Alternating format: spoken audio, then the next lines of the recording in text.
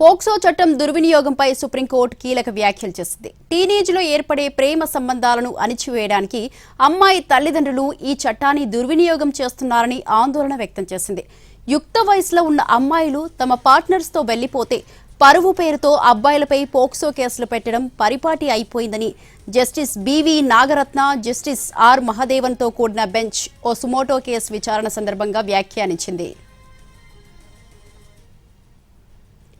అబ్బాయి లేదా అమ్మాయి ప్రేమించిన వ్యక్తితో వెళ్లిపోవడాన్ని ప్రభుత్వాలు ఆపగలవా అని ప్రశ్నించింది. పోక్సో కేసు అనేది చిన్నారులపై లైంగిక వేధింపులు, అత్యాచారానికి సంబంధించిన కేసని స్పష్టం చేసింది.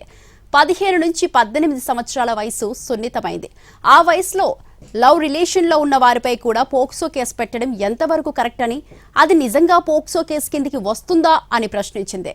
పరస్పర ఇష్టంతో ఏర్పడిన ప్రేమ వ్యవహారాలను నేరాలుగా చిత్రీకరించి అబ్బాయిలను జైలుకు పంపిస్తుండటంతో వారి జీవితాలు నాశనం అవుతున్నాయని, అమ్మాయిల ఇష్టానికి వ్యతిరేకంగా బాధితులుగా చిత్రీకరిస్తుండడం వారికి మనోవేదనను మిగిలిస్తోందని సుప్రీంకోర్టు ఆవేదన వ్యక్తం చేసింది.